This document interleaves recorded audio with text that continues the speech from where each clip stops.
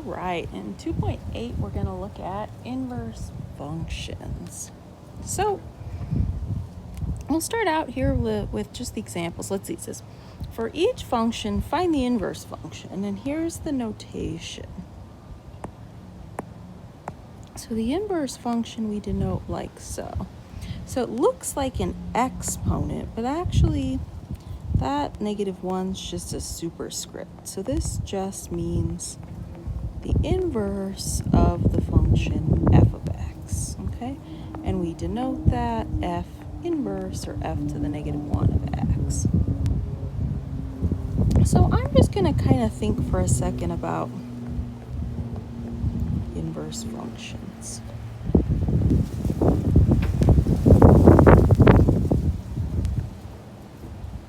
And so what does an inverse function do?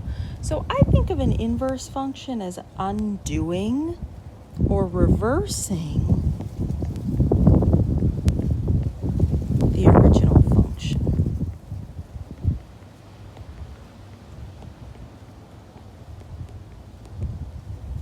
Okay, so I can kind of illustrate that with a diagram. So if I take a value of x and plug that in the function f of x, I get out some output. If I was to then take that and plug that in the inverse, what would it have to give me out? Well, remember, this function undoes this one. So wouldn't it spit back out what I started with? It would spit back out that x value, wouldn't it? And I could do that diagram in the opposite way as well. I mean, if I put the x value in the inverse function first, it would give me some output. If I then put that in the original function, it would give me back out what I started with again. This is just a diagram to illustrate that an inverse function reverses the original function. Okay? So if that's the case, you can see how, if you look at the diagram, see how for the function you have an input and an output, but then for the inverse function, those two things are opposite, right? The x and the y, the input and the output, are reversed. So inverse functions reverse x and y. So let's kind of leave this list for the moment. Let's add to this list kind of as we go here. So that's actually a lot of the information that we need to really kind of go through a lot of this section. Okay, so I'm going to leave this list for the moment. Let's move it over here maybe. Okay, now let me look at this example. So here's my first function. I'd like to find the inverse. Maybe I'm going to even put this guy here. Okay. Let me start this one with a graph. I wonder if that might be interesting. Okay, so say I'm going to draw a graph. This is an easy one to graph. This is a linear function, a line.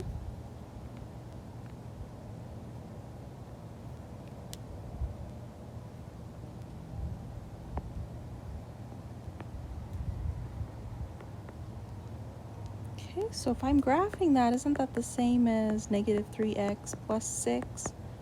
The y-intercept is 6. Slope is -3. Okay.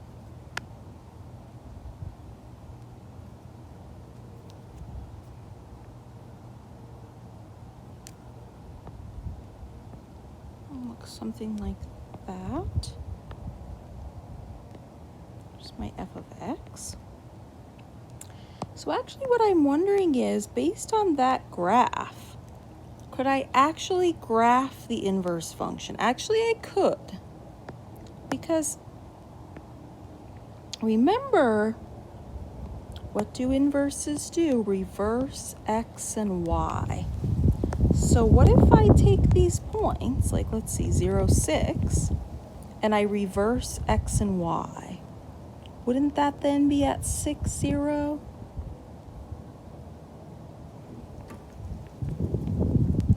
Let's see, 1, 3 would be at 3, 1. And 2, 0 would be at 0, 2. Reversing the x and y. And then let me connect those points with a line.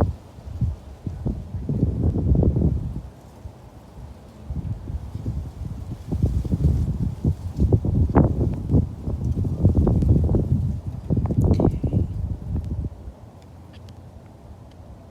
So there is my inverse function. So that was pretty easy. Here's something else that you'll notice graphically. And I want to add this to my list. I keep moving things around. Let me move this over here one more time.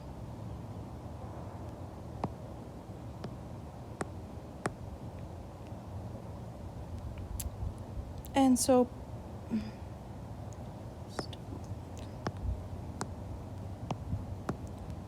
for the third property,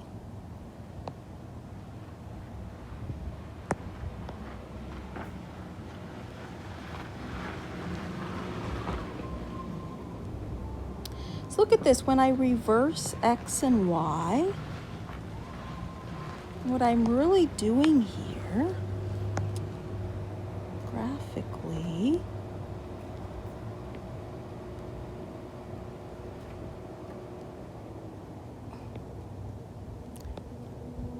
is I am trying to make that line up again. There we go. Reflecting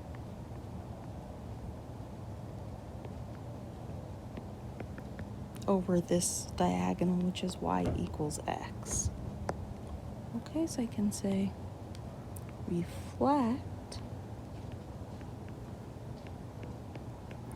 over the line y equals x. So I'm just kind of adding things that I can say, properties of inverses. Okay, but then before I go to the next example, well, I mean, when I'm trying to find the inverse function, I've graphed the inverse function here. But when we're asked to find the inverse function, I think really the goal would be to actually find the equation of that line then, which we actually haven't done. Okay, so I guess we could actually find the equation of that line just by looking at the slope and the y-intercept. But I'm kind of thinking, well, what if I was just presented with this equation? Say I didn't want to do a graph. Well, actually, I don't have to. I could do this algebraically. So I'm going to start by reversing x and y. And then I solve for y. Divide by -3.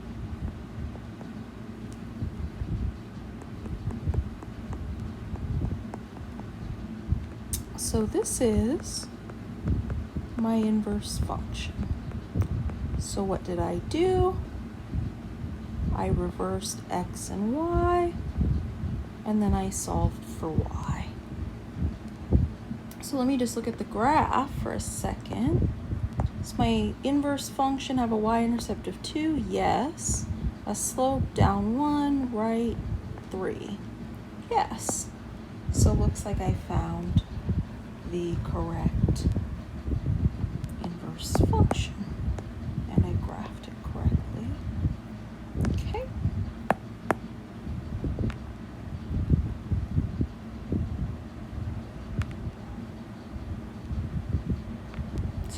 go on to a number 2 then. Find the inverse. So why don't I start this one out algebraically? I don't know. Reverse x and y. Then I'm solving for y.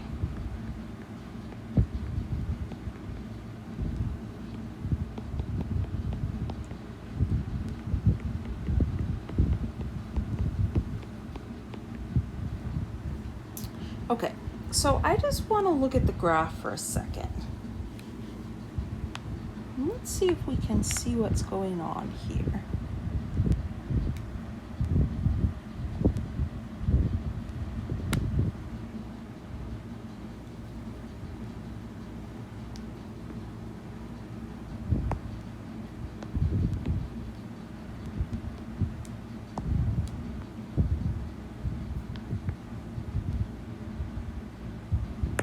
Okay,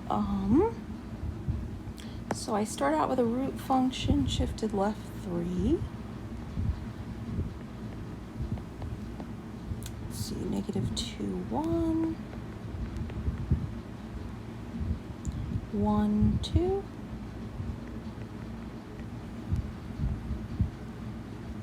There's my original function.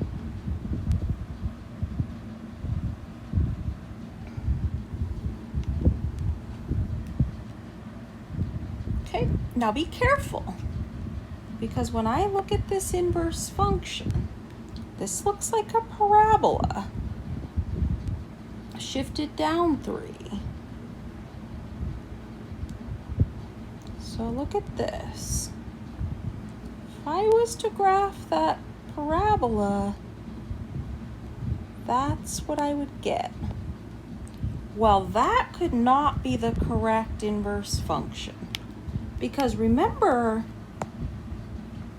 the graph of the function and its inverse have to be the same, reflected over the line y equals x. Right? So if I start out with a half parabola, if I reflect that over y equals x, I don't end up with a whole parabola, I end up with a half parabola, right? So which half would it be? Well, if you look at the points, let's see. The point 1, 2 would be at 2, 1. The point negative 2, 1 would be at 1, negative 2. And negative 3, 0 would be 0, negative 3. So it should be the right half of the parabola here, right?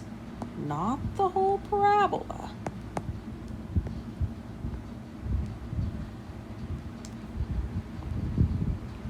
Okay, so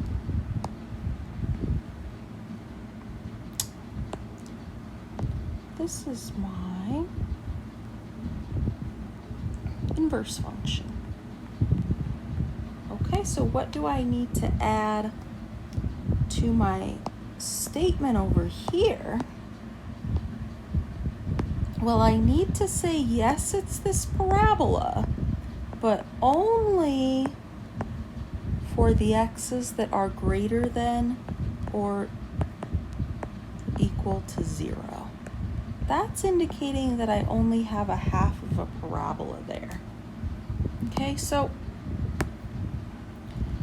the thing is, let's look at another one. This is an interesting one. So here I have f of x is x squared plus 4x, but then it says for x greater than or equal to negative 2. Okay, so what kind of function is this? It's a quadratic function, right? So its graph is a parabola. I don't know, let me just think about graphing this for a second. Let me find its vertex using that shortcut formula. And then let me plug in negative 2.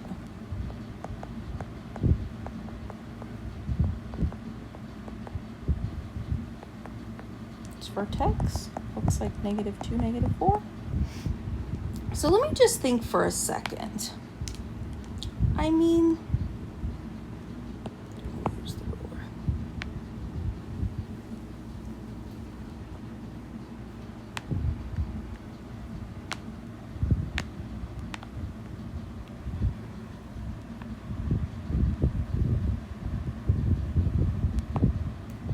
If I graph that parabola, let's see, its vertex is -2. 1, 2, 3, 4. It opens up. It looks something like this. Okay. The thing is this. Well, that means when I find the inverse, that inverse would not actually be a function. Because, let me see if I can do it this way. I'm trying to explain here why there's this restriction over here.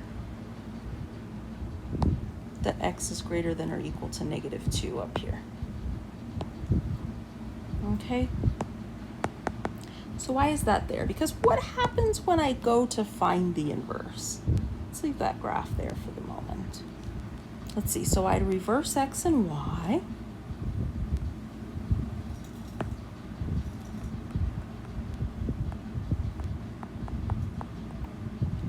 Now, in order to solve for y here, I'm going to have to complete the square.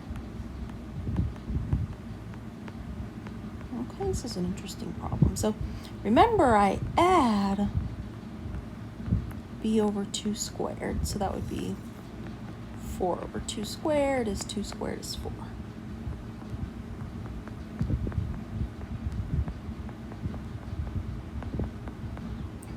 And then I factor the right side, right? Okay, now when I take the square root, I'd have a plus or minus in front.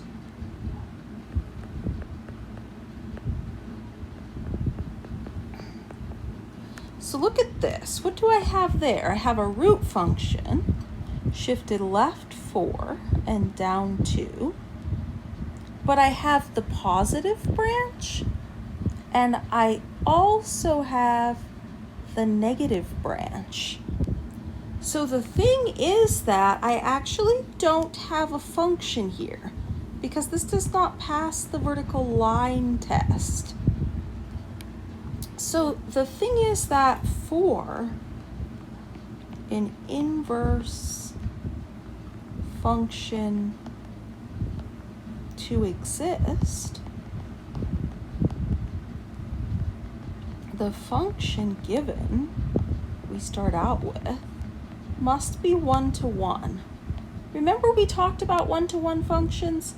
That means they pass the horizontal line test, which would mean the inverse would then pass the vertical line test and therefore be a function. So that's the reason why back up here they gave us this restriction. So they actually said that we are not looking at the whole parabola, x squared plus 4x, but we're actually only looking at the half for which x is greater than or equal to -2. So which half is that half, right?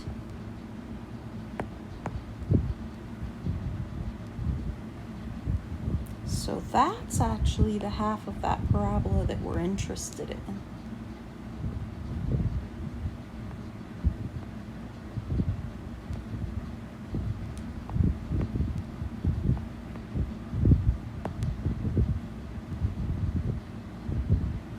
So that's actually the function f of x. So now that is 1-to-1.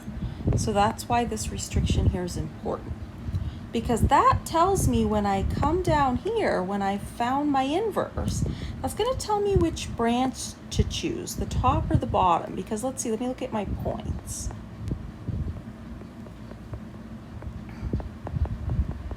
If I reverse the x and y's on these, I have -2,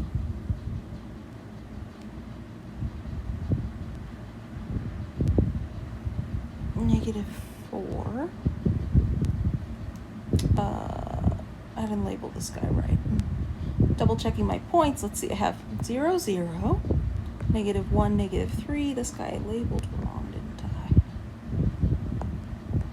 This point is -2, -4. Okay, so now I'm reversing the XY pairs. So I guess 0, 0 will stay at 0, 0. I'll have -3, -1, 0, 0, and then -4, -2. So you see those points are on the top half, the top branch on the root function. So that means over here, I actually want to choose the positive branch. And you can see again, now these graphs are the same, reflected over y equals x. Okay, so I'm going to choose the positive branch. And that's going to be my inverse function. There's something else I can do with these, which I guess I didn't do. I could even do that with number 2. I was thinking we could find the domains and ranges. I'm gonna make room for this. Let's see what the easiest way. I kind of want to move all this down. So we have room. Well, maybe I'll do this instead. Let's just get rid of this. That one, the one that I'm erasing, the domain range, not all that interesting. Those were both lines. So the domains and ranges are just all real numbers. So I was thinking, like, what if we look at this one, number 2 here for a second. And we think about, well, let me list the domains and ranges.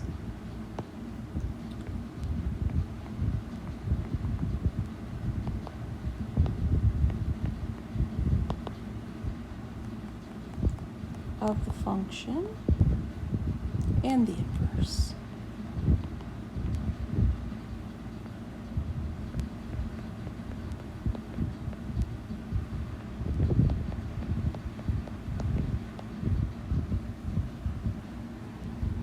Okay, so the original function is the square root function. So the domain of that one was -3 to infinity. The range of that one, the y values are 0 to infinity. So actually the thing is this, just based on that, I can actually, I put these in the wrong spot. Darn it. Let me go through this one more time. The domain of the function was -3 to infinity. The range of the function was 0 to infinity. I'm going to put that here then. Okay, now back to what I was saying. So actually, if I know the domain and range of the function, which I do, I can actually use that information to fill in immediately the domain and range of the inverse. Because if, you see what we have up here? We know that inverses reverse x and y, reverse inputs and outputs. So if that's the case, then really what I'm doing is reversing the domain, that's a set of inputs, with the range, that's the set of outputs. So that means if I look down here, if I know the domain of the function, I then know the range of the inverse. that has to be the same. Okay, look at the graph. The range of the inverse is minus 3 to infinity, yes. If I know the range of the function, that has to be the domain of the inverse. The domain of the inverse is indeed 0 to infinity. So those two things match up. So as long as I know any two pieces of information there, I really know all four. And so let me do the same thing with this one that we just finished. So let's see, the domain.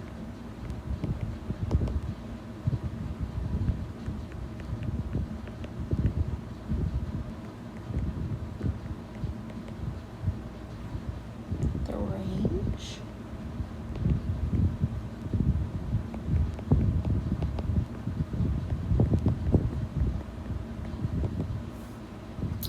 Okay, let's see, how do we want to do this? Well, the original function here, actually they give you the domain. The domain is x is greater than or equal to -2. But I mean, if you look at the graph, you can see that. So that'd be -2 to infinity. So once I know the domain of the function, I know the range of the inverse. And then I can look at the graph and see if that matches. The inverse is here. The range, the y's go from -2 to infinity. Okay, what about the range of the original function? That would be starting at -4 and going up, right?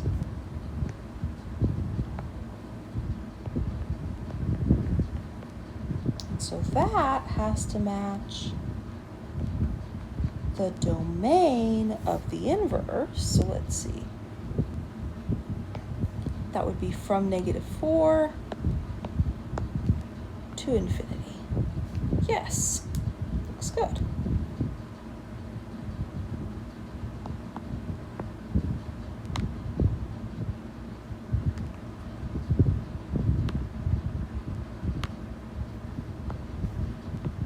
Okay, what else is there? And here's a rational function. I'm not going to do a graph of this one. I'm going to go through the steps though.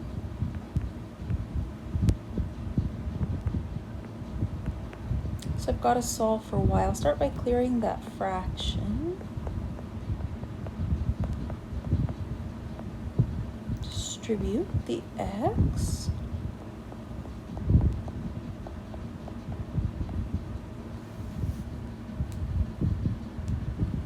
And then I want to get everything with y to one side. Get all terms with y to one side. Everything else to the other side. So this has a y, this has a y. Okay, so let's see, I'll have -3xy minus 5y is x plus 2. The reason I do that is because then I can factor out that y on the left side.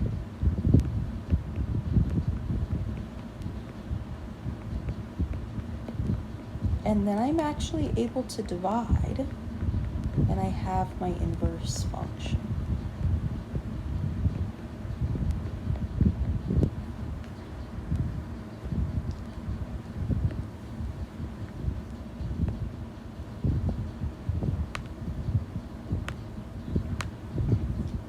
Let's list the domains.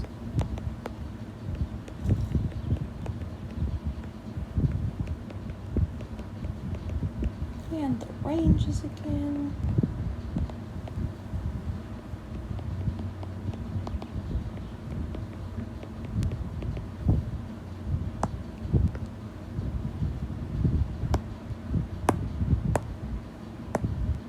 Okay, so let's see. Let's fill in both domains. So look at the original function. The domain would be everything where the bottom of the fraction is not 0. Okay, so x is not negative a third.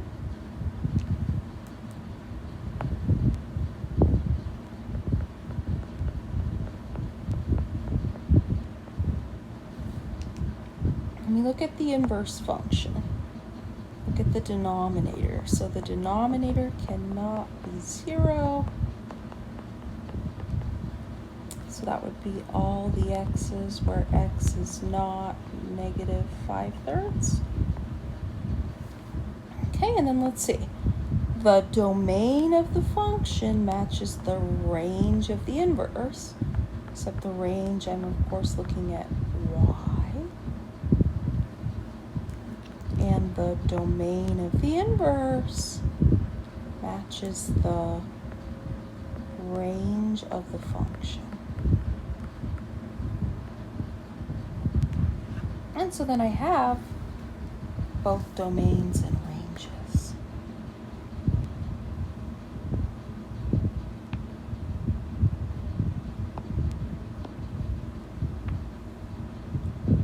Let me do one more. Okay, same thing. Reverse x and y.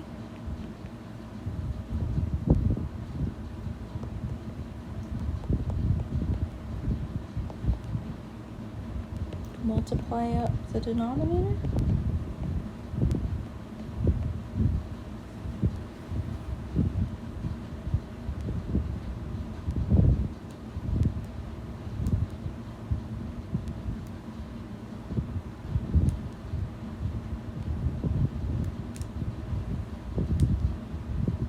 Okay, so, I mean, I could distribute and then do this problem like the last one. But actually, look, this factor doesn't actually have y in it. Couldn't I actually just divide? So I could leave my inverse function like this. Or I could do an LCD.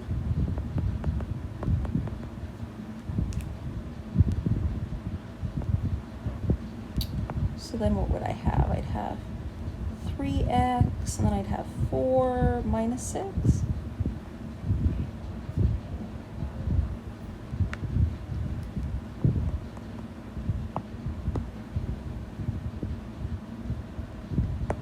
So either of these, it doesn't matter. It's the same thing, written in a different form.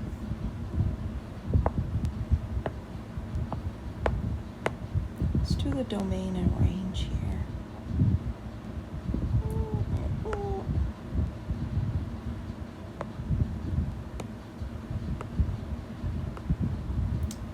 Well,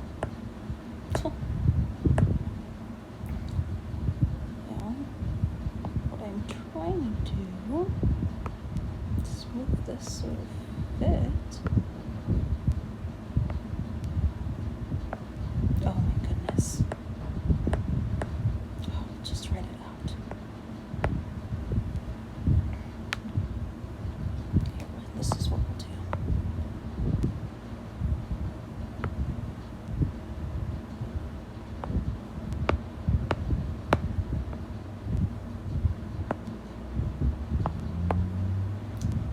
Figured we could use this as a template and not have to rewrite all that.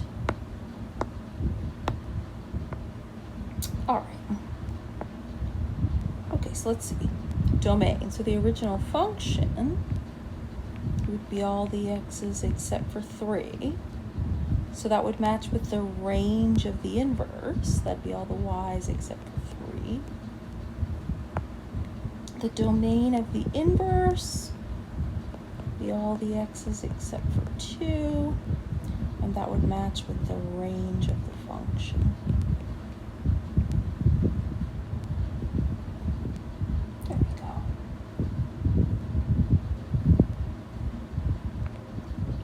And what else is there?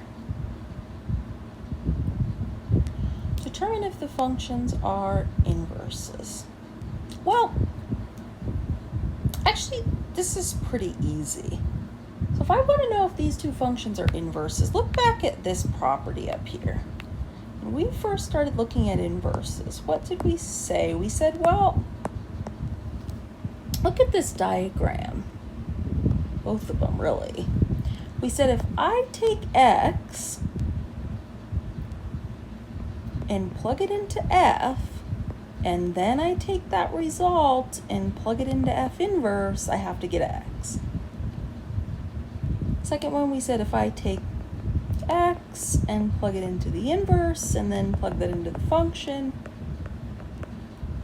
I have to get back x. So I actually can use this fact to check if two functions are inverses. So if two functions are inverses,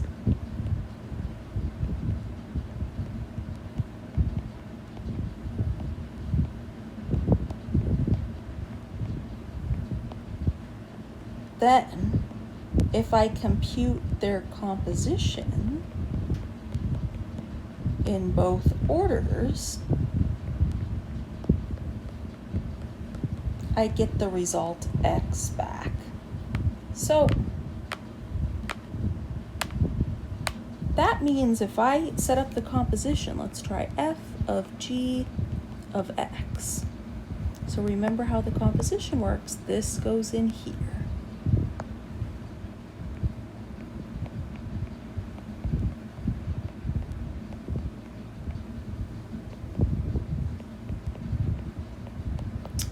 Oh, that's x minus 7. It's not equal to x. So because one of those tests is failed, I know immediately these two functions are not inverses. In order for them to be inverses, both of those compositions have to be equal to x. Let me try this one. So are these inverses? Let's find f of g of x.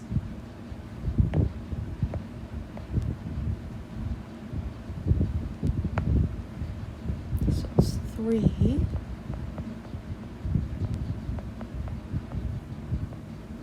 And then plus 4. And then we multiply by the LCD.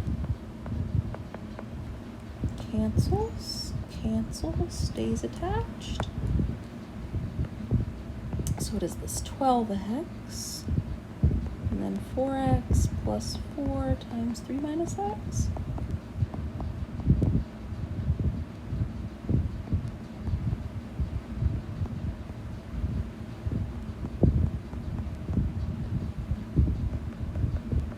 Okay. So f of g is equal to x. Now I have to double check. I have to say, what about g of f? I have to make sure that is also equal to x. So now this is going in here.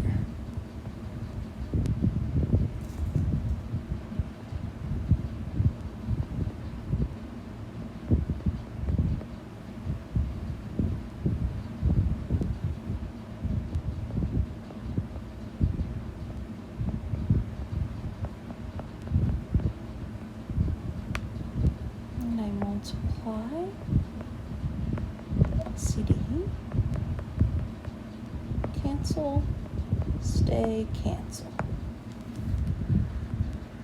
12x, 3 times x plus 4 minus 3x, so 12x. Oh, look at that. So the compositions computed in both orders, the results are both x. So my conclusion would be yes, f of x and g of x are indeed inverses.